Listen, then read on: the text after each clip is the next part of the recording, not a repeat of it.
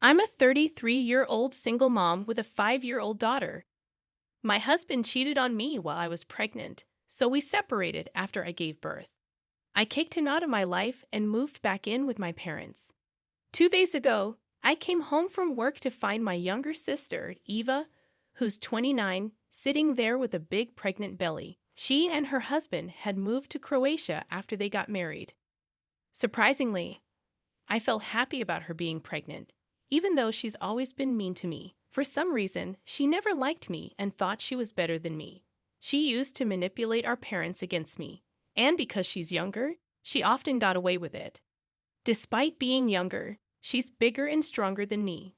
Despite my petite and lean physique, if my sister, Eva, grabbed my wrist, I couldn't break free. Even though it was evident to anyone that I couldn't physically overpower her, my parents never believed me when I told them she had beaten me. They dismiss it, saying she's my younger sister. How could she possibly harm me? So, I kept my distance from her, only speaking when necessary. Fortunately, I got the chance to move out for high school, which was a relief from her presence. Now that monster is back in my life, and seeing her pregnant, I assumed she was here for her postpartum period. When I asked Mom how long she was planning to stay, Ava overheard and shouted from the living room that she's here to stay, questioning if I had a problem with that. She hasn't changed one bit, still as narcissistic as ever. Mom explained that Eva's husband got a transfer back to the States, and since Eva is pregnant, they believe staying with our parents is best for her. They can take care of her during pregnancy and after childbirth. When I asked Mom if she had time to take care of her, she timidly replied that she had to. Eva is still young, and they think she can't raise her child alone. I was speechless, really. Eva is 29 and can't handle raising her child alone. I was 27 when I had my baby, and I managed my postpartum period alone because my husband was busy. Even my mom didn't come to help. She said it was something I needed to learn as a mother. Now, with her golden child pregnant, my mom is ready to step in as a nanny, such a hypocrite. Their favoritism has always been clear, which is why I've kept my distance. When I separated from my husband, I rented a house instead of moving in with my parents. But Dad insisted I live with them, saying their house was too big for just the two of them, and they could watch over my daughter while I worked. He suggested I pay rent to them instead of to someone else, which seemed fair, especially since I was dealing with so much emotional turmoil. Pregnancy, postpartum struggles, my husband's infidelity, and divorce. I moved in with them, not facing any major issues except that the promised support to watch over my daughter faltered. Mom only agreed to babysit a few times. Most of the time, I had to hire a nanny. She claimed she couldn't babysit full-time, so I needed to find someone else to help. While Mom could oversee the nanny's work, she seemed more interested in being a baby monitor herself. Quite ironic, if you ask me. Despite the circumstances, I figured having Mom around was better than leaving my daughter with a stranger. So I hired a full-time nanny as well. It's disheartening to see Mom fussing over my sister, providing her with food, meds, and supplements. She never did any of that for me during my 9 months of pregnancy. She barely visited me, and only once after I gave birth. Ever since I learned that Eva is staying permanently, I've had this gut feeling that something's up. How could they agree to let her move in for good? Our house isn't that big. I'm happy to move out. But my daughter is too young to be left alone without supervision. Even though Mom doesn't exclusively babysit her, it feels safer having her around. If I moved out, I'd always need a babysitter at home, and I'm not sure how safe it is to leave my kid with a stranger. I know I might come off as a clingy mom, but hey, I'm a single mother, and my daughter is my whole world. I might be overly protective, but what else can I do? She's my everything. Update 1. I'm so grateful for all the advice. It really helped calm my nerves. Unfortunately, my worst fears came true just 2 days after my last post. When I came home from work, I found all my belongings packed and placed on the front porch, with my daughter sitting quietly next to them. She looked so scared and upset. When I asked her who did this, she said it was Anne, and she had made her sit there for hours. I immediately asked where Grandma and Grandpa were, but my daughter didn't say anything. She just hugged me tightly, clearly terrified of Aunt Eva. I asked if Eva had hurt her or shouted at her, and she sobbed, saying that Eva was yelling things she didn't understand and was thrashing around all my belongings, which made her feel threatened. Furious, I stormed inside to confront Eva. She had the audacity to threaten me, saying something about messing with a pregnant woman and threatening to call the cops on me for harassment. I shot back, telling her I could call the cops on her for harassing my daughter while I was away. She just laughed and said I didn't have any evidence, claiming Mom was there when she packed my stuff. It became clear that Mom was on her side, and talking to Eva was futile. I called out for Mom, but there was no response. She had locked herself in her room. It became evident that they were all ganged up against me, with Eva's evil laugh confirming it. She looked at me with a smirk, reveling in my helplessness, and said, "Take a hint, you dumbass. No one wants you here. We packed for you to make it easier. Can't you see I'm pregnant and need space? Me and my child are staying here now. Get your lazy butt moving." Refusing to back down, I retorted, "I'm not going anywhere. I don't live here for free like you. I pay rent." But before I could say more, she charged at me, reminiscent of our childhood clashes. She mocked me, asking if I had a receipt or lease paper to prove it. I didn't, and she seized on that, calling me a loser and saying that's why my husband found solace in another woman's bed, because I'm useless. Realizing there was no point in arguing further, especially in front of my terrified daughter, I loaded my car with our belongings and left. There was nothing left to discuss. My parents had shown their true colors, spineless in front of Eva. It dawned on me that Eva wasn't lying about Mom being there. She had helped pack my stuff. There's no way Eva, 7 months pregnant, could have managed it alone. They were all in this together. It's baffling that Eva, with her husband's decent job, is adamant on making my life miserable when they could easily afford their own place. Instead, she chased me out, leaving her husband to live alone in their company-provided flat while she stays here to hassle me. I can't fathom what I did to deserve this treatment from her, especially when my own parents won't stand up for me. I had to check into a hotel for a week and scramble to find a new place to live. House hunting in such a short time frame felt impossible, especially with work and taking care of my daughter. No one wants a flatmate with a baby, but I managed to persuade a colleague who was looking for one. I assured her that my daughter wouldn't be a bother, and I'd leave as soon as I found a permanent place. Thankfully, she was understanding and let us stay. It's been 2 weeks living with my colleague, and I've finally found a place within my budget and close to both my workplace and my daughter's daycare. However, the existing tenant won't vacate for another month. It's been almost 3 weeks since I was forced to move out, and I've already made the bookings for our new place. However, my daughter is still shaken with fear, constantly worried that Aunt Eva will come after us and hurt us. It breaks my heart to see her like this.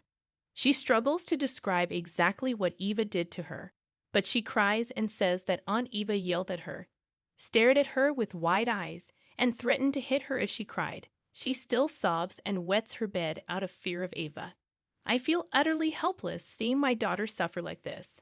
I can't even begin to imagine how scared and unsafe she must have felt that day. It's infuriating to think that Eva, who is about to become a mother herself, lacks any empathy for a child's fear. I'll never forgive her for what she's done. And if I ever get the chance, I swear I'll make her pay for it. Update 2. I've been waiting for an opportunity, and it finally came. As I mentioned, for the past year, I've been paying rent to live at my parents' house. Dad asked for an extra $5,000 on top of the rent, promising to return it later. I agreed, thinking I was helping him out. Little did I know, he was using my rent money and that extra $5,000 to pay the mortgage. Now that I've moved out, I didn't pay the rent with that extra amount. On the 10th of this month, Dad called me in a panic, asking why I hadn't transferred the money. I couldn't help but laugh. He was so confident that I'd continue paying the rent even after being kicked out, that he didn't bother checking his account balance or keeping emergency funds. I told him, hello, I no longer live at your house. Your golden child kicked me out, remember? So why should I pay the rent? He was silent for a moment, and then admitted that he didn't make enough money to pay the mortgage. He said his store's sales had dwindled, and whatever little he made went towards household expenses. He confessed that he had been using my rent money and the extra $5,000 to pay the mortgage. I responded firmly, that's not my problem. I don't owe you anything. I paid for my stay and bought my own food. Ask your narcissistic daughter to help you out. I'm sure she would. With that, I hung up. Within an hour, Mom called me, saying Dad was struggling to pay the mortgage, and instead of helping him, I was hanging up on him. She reminded me of how they stood by me when my husband left me, saying this was how I was repaying them. She urged me to swallow my pride and transfer the money I'd been sending every month. I couldn't believe what I was hearing. I replied, do you even care yourself? You let me live in your house because I paid rent, and you used it for a mortgage. Whenever I needed help with my daughter, I hired a babysitter. You didn't pitch in. What kind of support are you talking about? It's clear my mom realized I wasn't going to tolerate being pushed around like I used to as a child. Now I know how to stand up for myself. She tried to justify Eva's actions, saying she needed more space because she's pregnant, but I wasn't having it. I reminded her that Eva didn't request me to move out. She threw me out, and they all chose to turn a blind eye to it. I made it clear that I could never forgive them for allowing Eva to harm my daughter. Mom then tried to defend Eva, saying she's immature and I should overlook her behavior because I'm older and wiser. But it was clear to me that it was all about the money. I refused to be manipulated any longer. I told them I wouldn't give them a penny, and they stopped bothering me after that. It's been a month since then, and I think they're managing the mortgage on their own or with Eva's help. Honestly, I don't care what's going on in their lives anymore. I'm happy in my cozy little home with my daughter. I've hired a nanny who takes care of her after preschool. The nanny is a middle-aged woman with a son who's 5 years older than my daughter. They get along great and have a wonderful time together. It feels amazing to come home to a happy and loving daughter. Life does get better. We just need to hang in there. Update 3. Firstly, I want to express my gratitude for all the love and support. It truly means a lot to me, and I apologize for not updating this thread frequently. There were 2 main reasons for this. Firstly, I've severed all ties with my parents and narcissistic sister, so there wasn't much relevant to share. Secondly, life has been busy. I got promoted this year, which comes with added responsibilities, but also extra pay. And I've been caught up with work and motherly duties. But I have an interesting update to share this time. Last week, my mom and dad showed up at my workplace. They didn't know where I lived, so they came to me as a last resort. I was too busy to meet them, so I instructed the security to ask them to leave. However, they seemed unwilling to go and were arguing with security. They looked frail and as if they had aged at least 10 years. To my surprise, my mom was carrying an infant in her arms, which I assumed was Eva's child. Intrigued, I went out to meet them. Upon seeing me, they started sobbing. They came to me desperate for help to save their house. Dad explained that he hadn't been able to pay the mortgage for the past 7 to 8 months. He used up all their savings to cover the initial 2 to 3 months after I left, but they kept defaulting. Last month, the bank finally kicked them out, and their house was put up for sale. Since then, they've been living in a dingy apartment. They pleaded with me to help them save their house. I listened patiently and then asked why their entitled daughter hadn't helped them. They hung their heads in shame and revealed that Eva's husband had kicked her out after discovering she was cheating on him, and the baby wasn't his. All the stories about transfers and company accommodations were lies. Her husband was still in Croatia, and they're getting a divorce. I was shocked to hear this. Even after all that, my parents continued to support her. Mom tearfully admitted they didn't know about Eva's situation. She had claimed she was here for the delivery but disappeared after I moved out, and they only asked her for help with the mortgage then. When the truth came out, I was initially speechless. But then, I couldn't hold back my emotions and hugged my mom, tears streaming down my face. I couldn't help but point out that their support for Eva was evident by the fact that my mom was holding Eva's child in her arms. They explained they couldn't leave Eva in such a dire situation. They had used up all their savings to cover her medical bills. I fell silent, contemplating what to do next. Without overthinking, I asked where Eva was. Mom mumbled something, but Dad gave her a look and said Eva was at home, refusing to go to work. Mom interjected, saying it was because she couldn't leave the baby. I couldn't help but laugh at the absurdity. I reminded Mom that mothers all over the world go back to work when their babies are 6 months old, and Eva should have done the same, especially given her circumstances. They continued pleading for help, but I explained that I didn't have enough money to save their house. Dad suggested that if I could pay for the defaulted months, he could request the manager to stop the sale, and we could continue with the remaining payments monthly. I had to be honest and say I didn't have that kind of money. I had used up my savings to pay the deposit for my house lease and for my daughter's elementary school admission. Mom didn't take my response well, making faces in disappointment. I gently reminded her that I'm a single mom, solely responsible for myself and my daughter, and my resources were limited.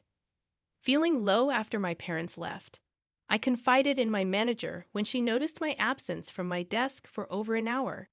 She suggested a solution: to buy the house myself, given my recent promotion and raise. After all the years of helping with the mortgage and now trying to save the house, it seemed like a fair deal. In return, I'd allow my parents to continue living there, but without Eva.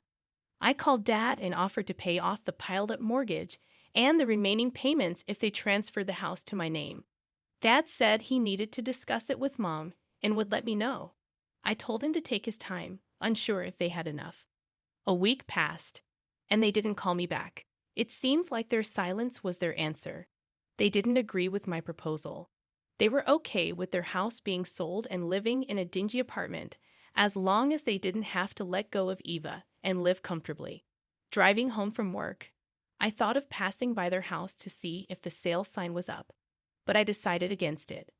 I made the decision to cut them out of my life a year ago, and I would stick to it. I don't want them back in my life. I'm happy and content living with my daughter, watching her grow and achieve new milestones. She's now in elementary school